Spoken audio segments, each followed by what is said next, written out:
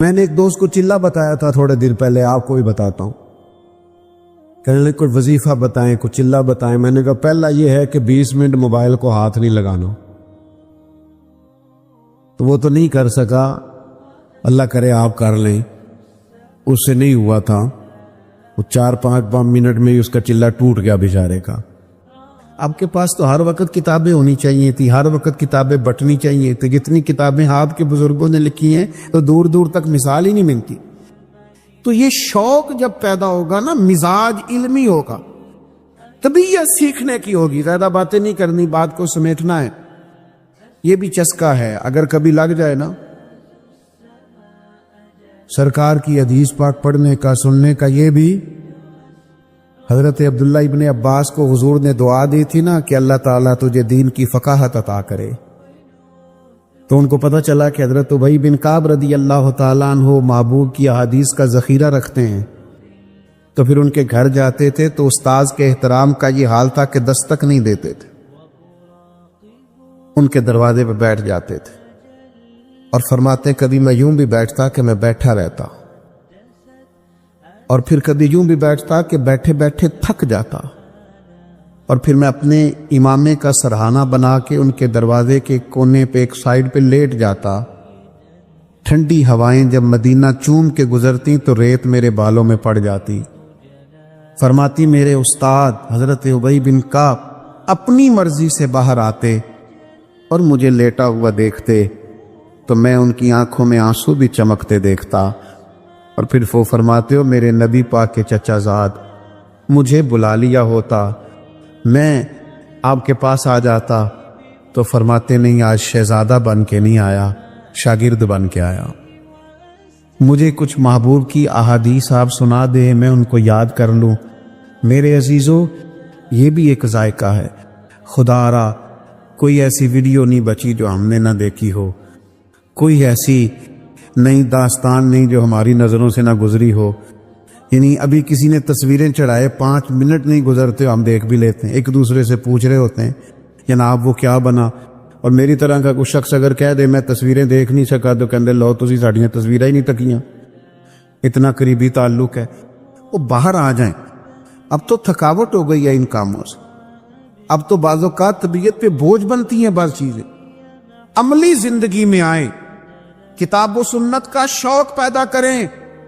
تھک گئے ہیں لوگ مال کما کما کے، تھک گئے ہیں لوگ اچھے کھانے کھا کھا کے، تھک گئے ہیں لوگ دنیا کے مسائل حل کر کر کے، تھک گئے ہیں لوگ ٹریولنگ کر کر کے.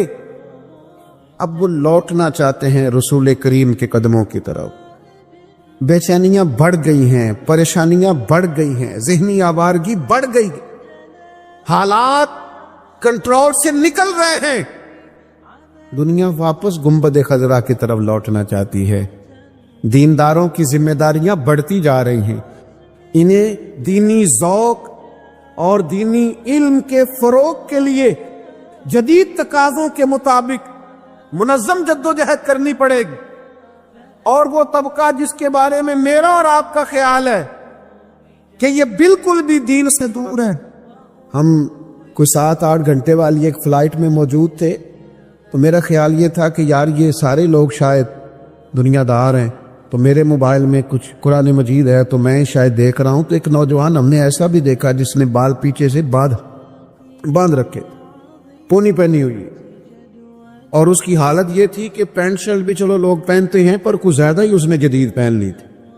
تو وہ بعض لوگ ہنس بھی رہے تھے، اور اللہ تعالیٰ مجھے معاف کرے میں بھی پڑھتے پڑھتے تھوڑا سا مسکرایا.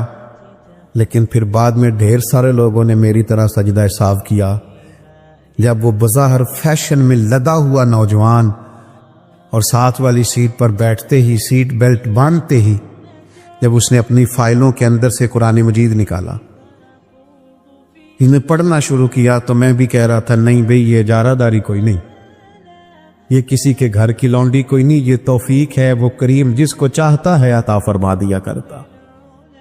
آپ یہ مت سمجھیے کہ یہ بگڑا ہوا جوان ہے، یہ قریب نہیں آئے. آپ اس کے اندر ذوق تو پیدا کریں. اس کا دل تو دھڑک رہا ہے، دل اگرچہ جان گزل ہے، کروں کیا کہ دل ہے. غم عشق اگر نہ ہوتا تو غم روزگار ہوتا. ان کو عشق کا غم نہیں لگا تو روزگار کا لگ گیا ہے. انہیں غم عشق لگائیے لگ جائے گا.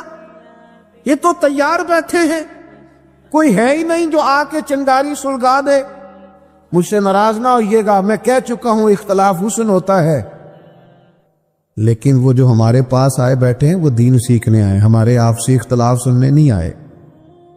وہ ہم سے یہ پوچھنے نہیں آئے کہ میاں وہاں کیا ہوا اور وہاں آپ گئے تھے تو وہاں کیا ہوا. وہ کہتے ہیں یار یہ جھگڑے تو باہر بھی ہم چھوڑ کے آئے, اور یہی ساری باتیں ہمیں یہاں لگ گئی.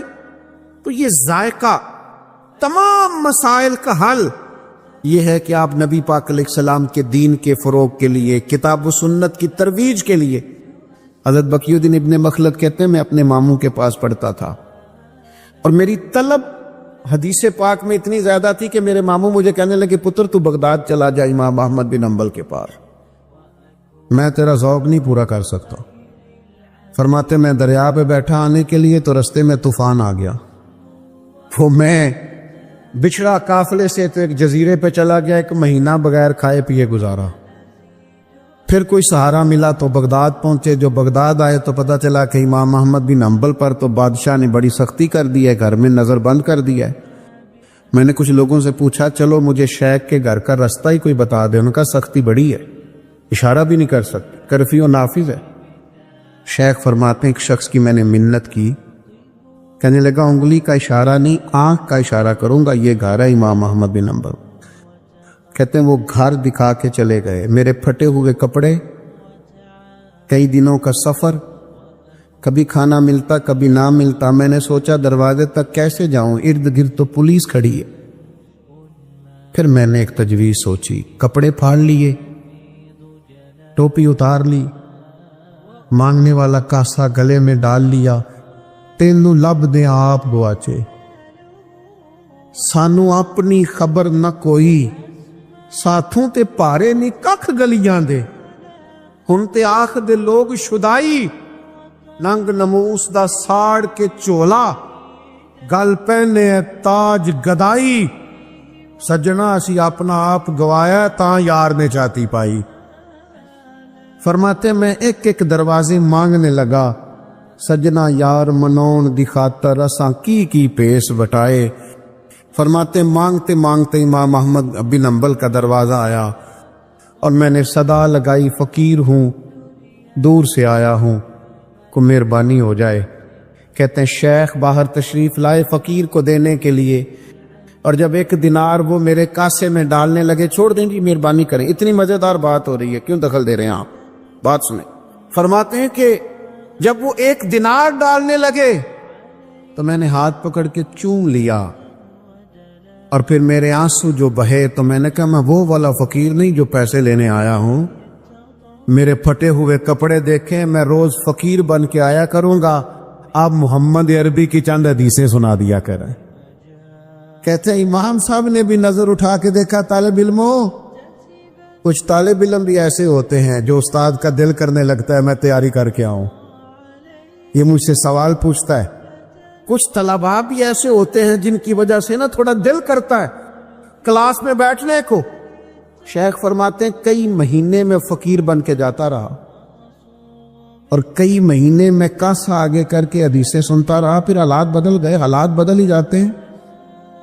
کچھ لوگ الفاظ کے گورکھ دھندے میں رہتے ہیں, عمل نہیں کرتے, وہ بھی بڑی بوجھ زندگی گزارتے ہیں. بوجھ, جب آپ کہتے کچھ ہوں کرتے کچھ ہوں تو آپ کو محسوس ہوتا ہے کہ میں نا نارمل زندگی نہیں جی رہا, میں کوئی اداکاری کر رہا ہوں. اور جب آپ کا قول ہی آپ کا حال ہو,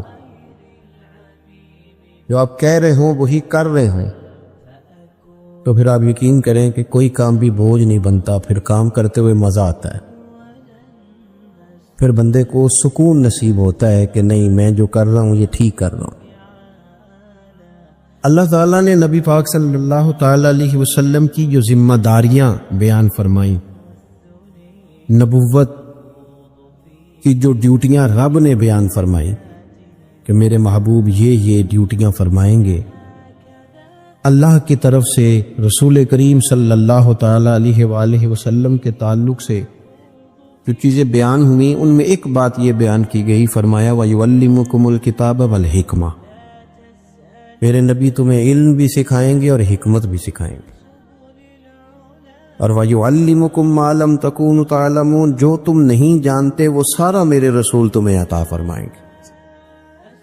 ہمارے ہاں پہلی بات تو یہ ہے کہ علمی ذوق کی نئی سرے سے، اور اگر ہے بھی کچھ لوگوں میں تو وہ اس لیے سیکھتے ہیں کہ دو چار باتیں سیکھ لوں گا، پھر جا کے اپنے محلے کے مسجد کے امام سے بحث کروں گا کہ میں تو فلانی جگہ سے یہ بات سیکھ کے آیا ہوں، آپ تو یہ کرتے ہیں۔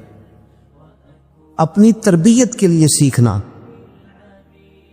اس سے انسان کو نفع ہوتا ہے، اور ایک یہ کہ جاہلوں کے روب جمانے کے لیے سیکھنا، علماء سے بحث کرنے کے لیے سیکھنا، تو نبی پاک صلی اللہ علیہ وسلم نے فرمایا جس نے اس لیے دین حاصل کیا کہ علماء سے بحث کرے گا یا جاہلوں پہ روب جمائے گا، اسے تو اللہ جنت کی خوشبو بھی عطا نہیں کرے۔ آپ اس ذہن کے ساتھ علم حاصل کریں کہ ہم نے اس پر عمل کرنا، اور آپ سیکھ لیں چیزیں۔ آپ یقین کریں بڑے بڑے بڑے بڑے پیارے بچے پریشان دیکھے، گھر اجڑتے دیکھے، اور نونہال 4 سال کے بلک بلک کے روتے، اماں بھی چاہیے ابا بھی چاہیے، طلاق ہو گئی۔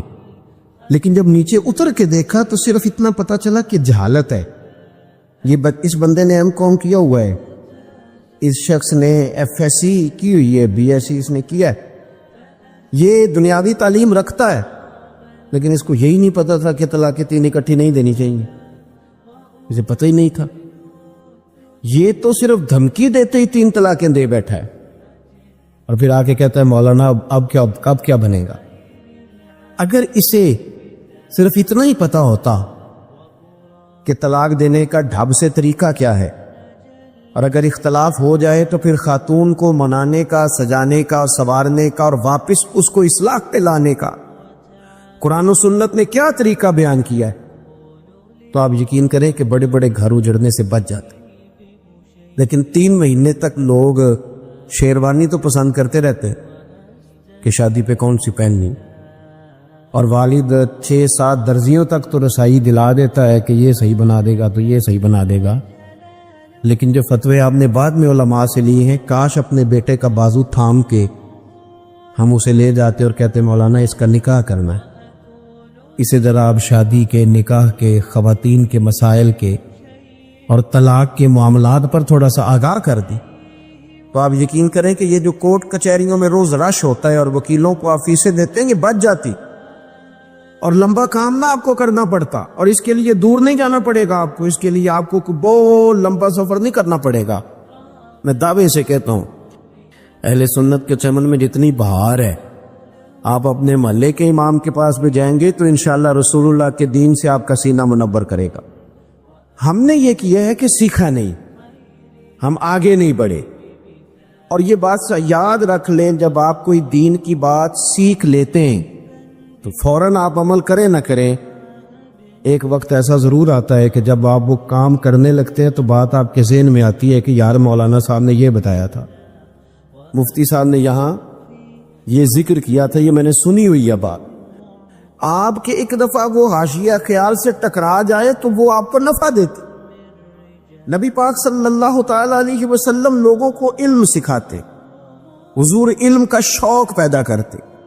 نبی پاک صلی اللہ تعالی علیہ وسلم جب کسی سے راضی ہوتے نا، حضور کسی سے راضی ہوتے، ادھر دیکھنا میری طرف، ہم نہ پتہ کیا کرتے ہیں، ہم نوٹوں کی اور ووٹوں کی اور بڑی بڑی دعائیں دیتے ہیں کہ اللہ کرے تو بڑا آدمی بن جائے۔ حضرت عبداللہ ابن عباس فرماتے ایک دن میرا بڑا ہی دل کیا کہ میں اپنے کریم رسول کی کوئی نوکری نہ کروں، تو میں نے منت کی کہ مجھے موقع دیا جائے۔ کہتے مجھے موقع ملا تو میں نے محبوب کے استنجا وضو کے لیے پانی رکھا۔ اللہ کرے میری ملت کے جوانوں کو سمجھ آئے کہ خدمت سے بھی دعائیں ملتی ہیں، اور پھر دعاؤں سے علم آتا ہے۔ حضرت عبداللہ ابن عباس کہتے میں نے جا کر کے نا پانی رکھا وضو کے لیے، سرکار نے نا وہ پانی دیکھا تو فرمایا کہ حضور جانتے تھے کہ یہ انداز کس کا ہے، فرمایا آج بلال نے نہیں رکھا، یہ آد کس کا رنگ ہے؟ تو عرض کی کہ یا رسول اللہ یہ عبداللہ ابن عباس نے رکھا ہے. تو حضور نے فرمایا بلاؤ نا. جب حاضر بارگاہ ہوئے تو محبوب نے تھپکی بھی دی اور حضور نے فرمایا اے اللہ اسے علم بھی عطا فرما اور فقاہت بھی عطا فرما. تو نبی کریم جب راضی ہوتے تو علم و عمل کی دعا دیتے کہ اللہ تیرا سینہ کھول دے, تجھے اللہ انشراح صدر, تجھے اللہ تبارک و تعالی علم کی خوشہ چینی کرنے کا موقع دے. حضور یہ دعا دے. پھر چونکہ ہمارے ہاں اب بہت سارے لوگ ہیں جن کا دعویٰ علم لدنی کا ہے, یعنی وہ کہتے ہیں فیض ہے, پیر صاحب کا بیٹا ہے نا تو اس کو فیض ہے, اور اکثر کو فیض ہی ہے زیادہ تر کو. اللہ تعالیٰ جزائے خیر دے آپ کو. تو فیض پہ بھی بڑا لمبا چوڑا نظام چل رہا ہے. تو میں کہتا ہوں کہ حضور نے دعا بھی دے دی, تھپکی بھی دے دی, فیض تو ہو گیا تھا. لیکن اعلیٰ حضرت بریلوی نے لکھا ہے کہ حضرت زید بن ثابت رضی اللہ تعالیٰ عنہ حدیث کے بڑے عالم تھے, بڑے حافظ تھے. جناب عبداللہ ابن عباس کو پتہ چلا کہ یہ نبی کریم علیہ السلام کی احادیث زیادہ جانتے. جناب عبداللہ ابن عباس فرماتے میں جا کے ان کے گھر کے باہر بیٹھ جاتا تھا, اور میں نے کبھی استاد کو کہا نہیں تھا کہ مجھے آ کے سبق پڑھا دیں. میں بیٹھا رہتا تھا, وہ مرضی سے دروازہ کھولتے تھے, اور جب مرضی سے باہر آتے تھے تو میں کہتا تھا استاد جی اگر طبیعت مبارک چاہے, موڈ ٹھیک ہو تو دل کرتا ہے مدینے والے کی 4 حدیثیں تو سنا دے. اس ذوق سے, اس کا مطلب ہے دعا سے شوق علم آتا ہے. پھر آپ کو محنت کرنی, پھر آپ کو آگے بڑھنا, اور پھر اس ترتیب کے ساتھ علم حاصل کیا. ہمارے ہاں نا اب کوئی نہیں قدر رہ گئی اساتذہ کی. استاد یاد اس وقت آتے ہیں جب ہم نے اپنی سند صحیح ثابت کرنی ہوتی ہے.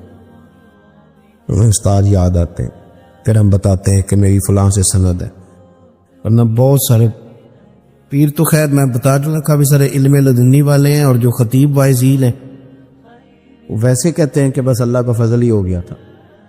حالانکہ یہ ہوتا نہیں. آپ کہیں نہ کہیں کسی نہ کسی نے تو آپ کے رستے پہ چڑھایا ہے نا, کسی نے تو راہ دکھائی ہے نا, لیکن لوگ ذکر کرنا پسند نہیں کرتے.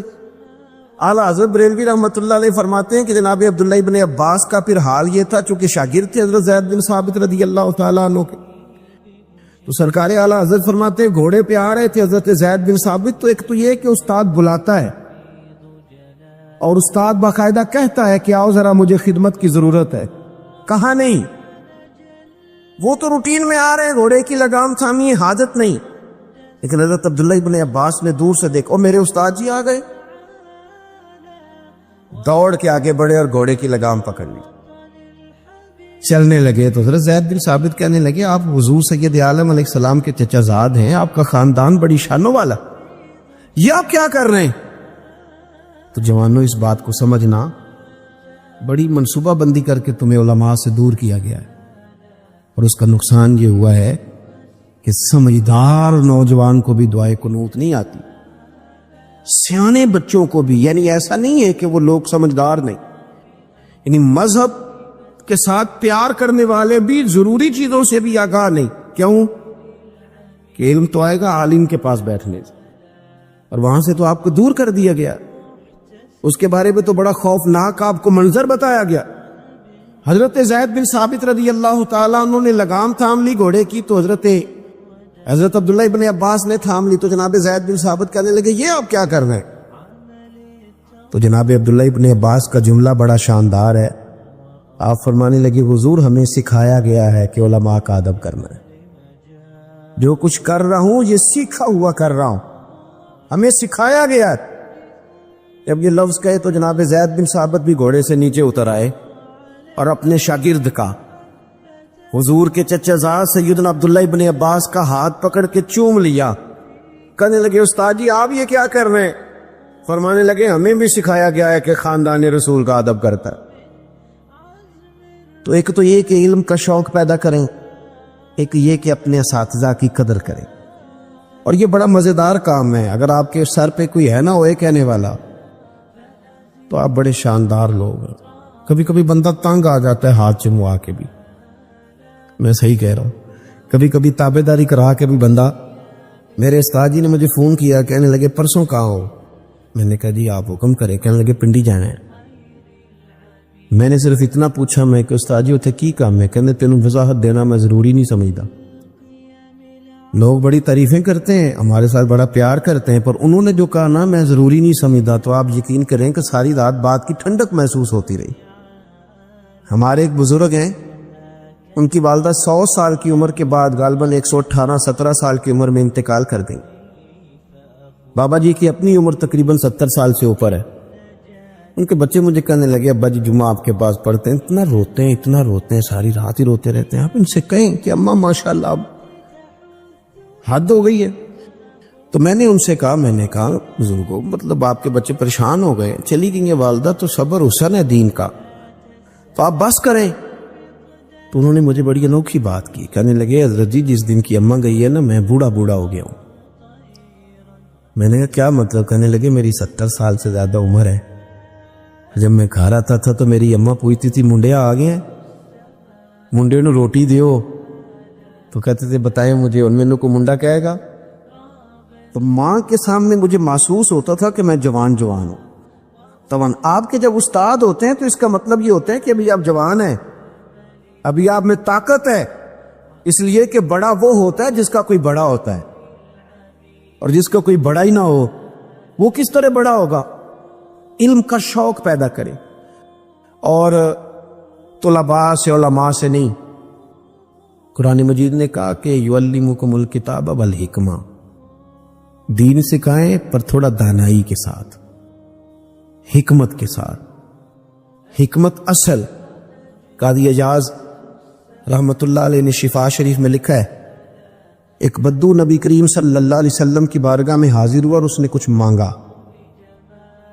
بیچارہ دیہاتی تھا, سادہ آدمی تھا, بھی آداب نہیں آتے تھے, سارے لوگوں کو نہیں پتا ہوتا. ایک صاحب نے ٹائم مانگا, اور ٹائم انہوں نے اس طرح مانگا آ کے ادارے میں, کہنے لگے پرسوں ساڑھا جلسہ ہے تو ذرا آ جائے آدھے گھنٹہ پراتی. تو بچہ غصہ کر گیا, کہنے دوسرے نے میں نے کہا یار تو فضول پہ غصہ کر رہا ہے. وہ بیچارے کا یہ شعبہ ہی نہیں, اسے پتہ ہی نہیں کہ مولوی بھی تھوڑا جب مصروف ہو سکتے نہیں. تو وہ تو بیچارہ سادہ آدمی ہے, وہ جو کہہ رہا ہے وہ اپنی دانش کے مطابق ٹھیک کہہ رہا ہے. تو اس میں غصے والی اسے سمجھائیں کہ یہ باقاعدہ ایک مرتب کام ہوتا ہے, کچھ چند ماہ پہلے چلیں گے چیزیں بنتی ہیں, تو آپ اسے سمجھائیں. ڈانٹ دیں گے اس کو کیا پتا بیچارے کو, فٹافٹ فتوا نہ لگائیں جانے کب مارد کوئی مجھے کافر کر کے شہر کا شہر مسلمان بنا بیٹھا ہے. آپ فٹافٹ نہ جیب کے اندر سے فتوا نکال کے لائیں, پہلے کسی کو قائل تو کر لیں, اس کو سمجھا تو لیں, پھر نہ مانے تو بات الگ ہے. تو بدو نے آ کے سوال کیا کہ یا رسول اللہ صلی اللہ علیہ وسلم کچھ دیں. حضور نے کچھ دیا. صحابہ فرماتے ہیں کہ چونکہ سادہ تھا اسے پتہ ہی نہیں تھا, آداب ہی نہیں آتے تھے. معاذ اللہ ثم معاذ اللہ نقل کفر نہ باشد. کہنے لگا میں تو بڑی تعریف سن کے آیا تھا, تو آپ نے کیا دیا ہے؟ حضرت عمر نے تلوار نکال لی, فرمایا گردن اڑاؤں گا. حضور نے فرمایا عمر ذرا ٹھہر جا. سرکار گھر لے گئے, جتنا دیا تھا پھر ڈبل کر کے دیا, پھر تھوڑا اور دیا. فرمایا اب تیرا کیا حال ہے؟ کہنے لگا سونیا میں نے طوفان میں بھی ہوا اتنی تیز نہیں چلتی دیکھی جتنی آپ کی سخاوت تیز چلتی. کمال ہو گئے. حضور فرمایا یہ بات باہر جا کے بھی کہہ دو گے؟ پھر حکمت بھی بیان کی. اب بات سنیں گے تو دل ٹھنڈا ہو. یہ بات باہر جا کے کہہ دو گے؟ اس لیے کہ جب تم نے کہا تھا نا نہیں دیتے, تو صحابہ کو تکلیف ہوئی تھی. جب تم کہو گے نا بڑا دیتے ہیں تو غلاموں کے کلیجے ٹھنڈے ہو جائیں گے. کہہ دو گے؟ اس نے کہا جی کہہ دوں گا. باہر آیا اور آگے کہنے لگا کمال ہو گئی, دنیا میں نے بھی بڑی دیکھی ہے پر ایسی سخاوت کوئی نہیں دیکھی. یہ رنگ. اب اللہ کے رسول صلی اللہ علیہ وسلم فرمانے لگے عمر اگر تم اسے پہلے قتل کر دیتے جو اس نے کہا تھا تو یہ دوزخ میں جاتا, اور جو کچھ اب کہہ رہا ہے گویا اس عقیدے پہ جائے گا تو رب اسے جنت عطا کرے گا. اور حضور پھر ایک مثال دی. فرمایا میری اور تمہاری مثال اس آدمی کی طرح جس کی اونٹنی بھاگ گئی تھی, ناک سے نکیل نکل گئی تھی, لوگ دوڑے اسے پکڑنے کے لیے، کسی نے نیزہ مارا، کسی نے ڈنڈا مارا، زخمی ہو گئی پر قابو نہ آئی۔ اللہ کرے کہ یہ بات آپ کی سمجھ میں آئے۔ کریم محبوب فرماتے ہیں پھر اس کا اپنا مالک آ گیا، اس نے لوگوں سے کہا پیچھے ہٹو، تمہیں کیا پتا ہو۔ تھوڑا سا چارہ اٹھایا زمین سے، اونٹنی کو دکھایا، وہ دوڑی آئی، پشت پہ ہاتھ پھیرا، بغیر کسی کی مدد سے کے ناک میں نکیل ڈالی، پھر اونٹنی پہ سوار ہوا اور جاتی دفعہ کہنے لگا لوگو تم نے بڑی تکلیف دی ہے میرے جانور کو، یہ اونٹنی میری ہے، اسے سنبھالنے کا طریقہ بھی مجھے ہی آتا ہے۔ گویا حضور فرما رہے ہیں عمر یہ امت میری ہے، کس طرح کر کے انہیں خیر دینی ہے یہ طریقے بھی رب نے مجھے ہی عطا فرمائے ہیں۔ آپ جب نا حکمت کے ساتھ دین پھیلائیں گے نا، میرے پاس وقت زیادہ نہیں ہے، حالانکہ ذوق کا نظام اور طرح کا۔ اعلیٰ حضرت بریلوی کا ایک فتویٰ ہے کہ جمعے کی جو اذان ہوتی ہے نا وہ امام کے بالکل سامنے نہیں دینی چاہیے، باہر دروازے پہ دیں۔ پتہ ہے آپ کو؟ اچھا جتھے انہوں ہے نا امام اگے اس ویرے لڑنا پہ آجے جا کے، میں نے پہلے کہہ دیا ہے کہ مسئلہ اس لیے نہ سنا کرو کہ جا کے لڑائی کرنی ہے، یہ نہیں کہا کہ وہ حرام ہے، وہ یہ اس طرح کا فتویٰ نہیں۔ اعلیٰ حضرت فرماتے ہیں بہتر یہ ہے کہ جمعے کی دوسری اذان، میری بات کی سمجھ آ رہی ہے، خطیب کے بالکل سامنے ہوتی ہے نا بعض مسجدوں میں۔ فاضل بریلوی نے رسالہ لکھا ہے، فرماتے ہیں باہر دو اذان دروازے پہ۔ تو اعلیٰ حضرت بریلوی رحمۃ اللہ علیہ کے دو خلفاء تھے جبل پور میں، مفتی برہان الحق صاحب جبل پوری اور مولانا عبدالسلام جبل پوری، باپ بیٹا دونوں خلیفہ ہیں۔ آپ جبل پور اکثر جاتے تھے تو وہاں سب لوگ ہی خطیب کے بالکل سامنے اذان دیتے تھے۔ تو اعلیٰ حضرت سے کسی نے مسئلہ پوچھ لیا کہ یہ آپ کے خلیفہ کے ہاں صرف باہر ہوتی ہے، تو اعلیٰ حضرت نے فرمایا کہ بھئی بہتر یہی ہے کہ باہر ہو۔ تو میں تو کوئی ایسی بات کر بھی نہیں سکتا، مزاج بھی نہیں، اور میں سمجھتا ہوں کہ لوگوں کا ذوق بھی نہیں کوئی چیز قبول کرنے والا، تو میں کرتا ہی نہیں۔ ورنہ اس دور میں جس نے بھی کام کرنا ہے اس نے ڈبل لڑائی لڑنی ہے، گھر کے اندر بھی گھر کے باہر بھی، یہ رٹا ہے ڈبل لڑائی۔ اور باہر تو بندہ لڑ لیتا ہے، گھر کے اندر لڑتے بڑی جلدی تھک جاتا ہے، اپنوں سے لڑے اور اپنوں سے بات کرے، یہ بڑا مشکل مرحلہ ہوتا ہے۔ تو اپنے بھی کئی بول پڑے، اسد ہوتا ہے لوگوں کو کوئی اور عنوان بناتے ہیں لوگ کوئی اور۔ تو ہوا یہ کہ انہوں نے بھی عنوان یہ بنا لیا، رٹے تو پرانے تھے نا اعلیٰ حضرت کے ساتھ، عنوان یہ بنا کے نا تو کچہری میں باقاعدہ مقدمہ کرا دیا، لو اس بات پہ بھی کیس ہو گیا کہ یہ کہتے ہیں جو لو جی ساری زندگی کی اذانیں خطیب کے سامنے دے رہے،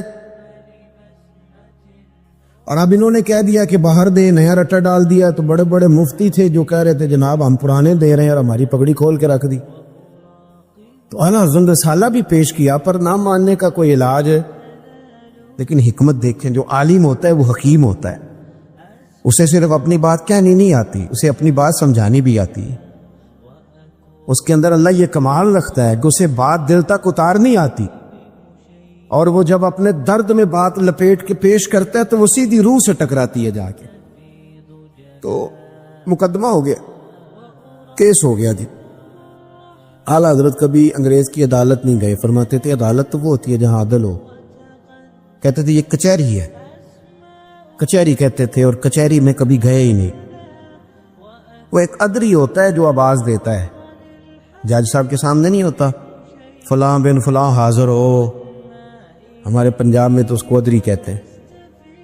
تو وہ جو آواز دیتا تھا نا جبل پور میں، جج جو تھا وہ غیر مسلم تھا، اب اس کے سامنے کیس آ گیا کہ یہ دو مولانا کی لڑائی ہے، کہتے ہیں اذان خطیب کے سامنے، دوسرے کہتے ہیں باہر۔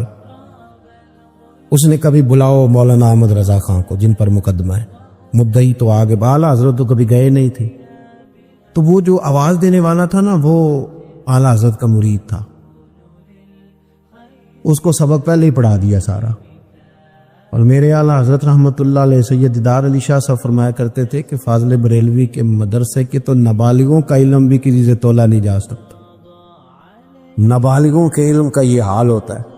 اب وہ مرید تھا، تو انشاءاللہ جو علماء کے مرید ہوتے ہیں بہرحال انہیں کچھ نہ کچھ علم سے شغف ہوتا ہے۔ تو مرید تھا، اعلیٰ حضرت نے سارا سبق دے دیا اس کو. میری باتوں کی سمجھ آ رہی ہے؟ بس سمیٹنے لگا ہوں. دے دیا سبق اس کو. اب وہ نا آ کے کھڑا ہوا. جج صاحب نے جب کہا نا بلاؤ مولانا احمد رضا خان بلد نقی علی خان کو، تو اس کی ڈیوٹی ہوتی ہے باہر جا کے کہنے کی. پھر دیکھنا میری طرف، باہر جا کے کہتے نا فلاں بن فلاں حاضر ہو. تو اسے چونکہ اعلیٰ حضرت نے سکھایا ہوا تھا، تو فاضل بریل ادھر دیکھیں، فاضل بریلوی کے بالکل سامنے کھڑا ہو، جج کے بالکل سامنے کھڑا ہو گیا اعلیٰ حضرت کا مرید، بالکل سامنے. باہر جا کے کہنا تھا نا، یہاں کھڑا اگر کانوں میں انگلیاں لے لی اور جج کی طرف منہ کر کے کہنے لگا احمد رضا خان ولد لکی علی خان حاضر ہو.